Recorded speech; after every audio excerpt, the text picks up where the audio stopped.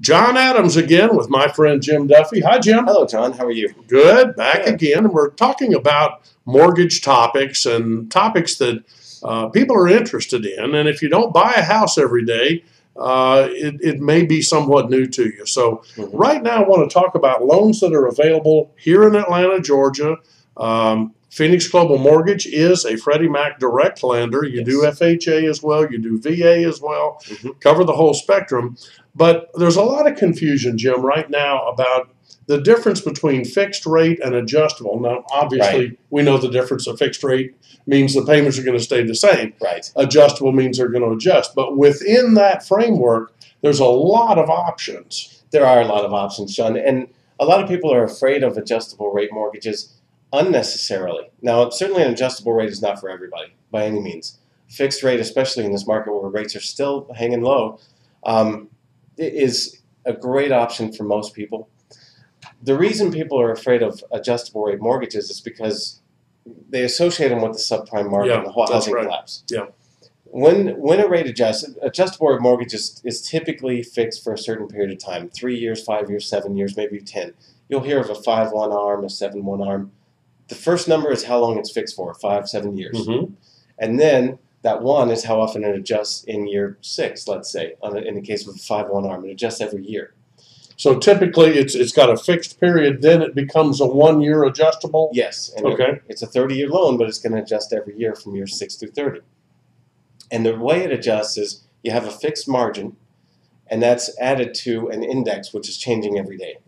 The index typically it's the LIBOR, London Interbank Offered Rate, which anyone can look up and Google and see where it is now. It's about 1%. I have to stop you because one time I decided in my position of local real estate genius, I need to know what LIBOR meant. So I looked it up, and it's the London Interbank Offering Rate.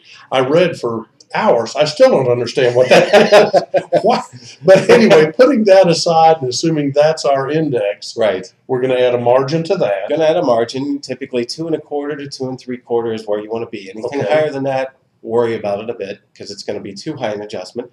And by the way, the subprime loans were all adjustable with margins of 6 to 8% oftentimes. Whoa! So add anything to that and you're going to be too high. So that was the problem there. Adjustable rates are great for if you're moving into a house and you know you're going to be there a short period of time. All right, let me point out an example. I sold a house to a couple in Dunwoody one time. These people called me. This was before the internet, almost before the telephone. These people called me, and he was with IBM. Had been in White Plains, New York, where I don't know if that's their headquarters or what. It's a big place. It's a big place up there. And he was transferred to Atlanta, and the first thing he said is, I'm with IBM. This is my 5th time. He's been with them 25 years. And he said, I'm going to be in Atlanta 5 years, and then I'm out. A lot of people know that. That's right. He did. He knew that. And we talked with him, and I kept trying to push him into a fixed rate. And he said, wait a minute, I can get a 5-year ARM that's lower than the fixed rate for the first 5 years. And I said, but then what? To a point is what you save, and that's big. Over a 5-year period, he saved almost a point a year, which that's a lot of money. That is a lot of money. And he sort of had to educate me. So there are certain circumstances where an adjustable may prove to be the better deal. Now, if you're like me, you put me in a house and I'm going to die there. They're going to take me out in a pine box and burn me.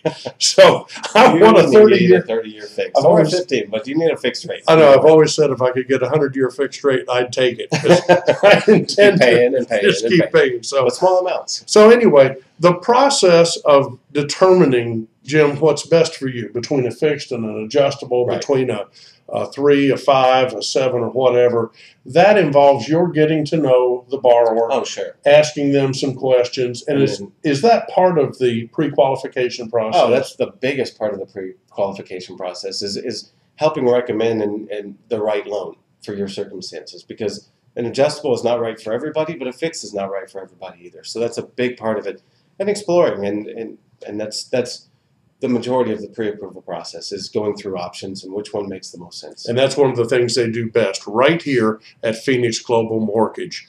Jim, how can folks get in touch with you? Just give me a call, 770-518-2440.